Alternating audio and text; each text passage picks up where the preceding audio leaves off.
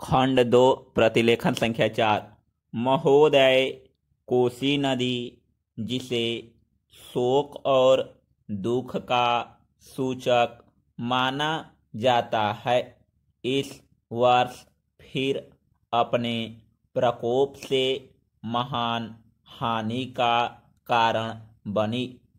अब इस नदी पर काबू पाने और इसकी उपद्रवी लीला समाप्त करने के लिए भी योजना तैयार हो गई है। इस योजना की रूपरेखा तैयार हो चुकी है और निर्माण का काम हाथ में लिया जा चुका है।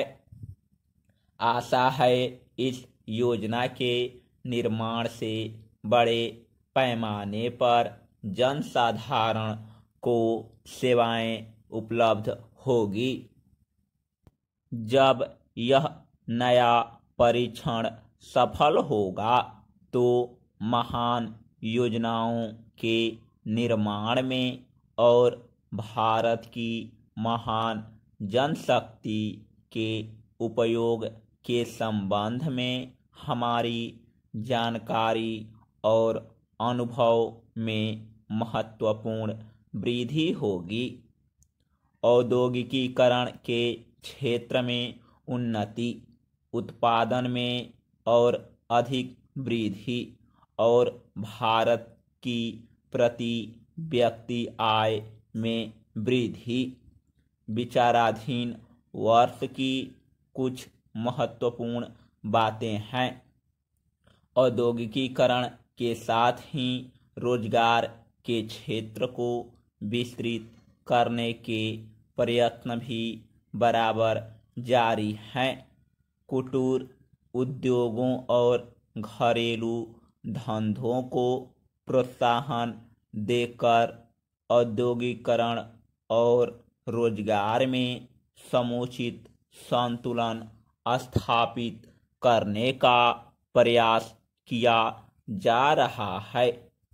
यह बात सभी स्वीकार करते हैं कि यदि भारत के जनसाधारण को उदासीनता और हार मानने की भावना से मुक्त करना है तो बढ़ती हुई बेरोजगारी को दूर करने का उपाय करना होगा।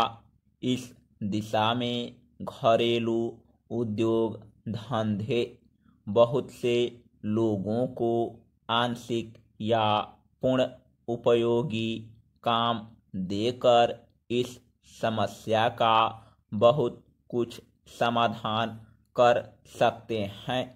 इसलिए पंचवर्षीय योजनाओं में पुराने घरेलू उद्योगों को पुनर्जीवित करने और चालू कुटीर उद्योगों को प्रोत्साहन देने की व्यवस्था की जा रही है।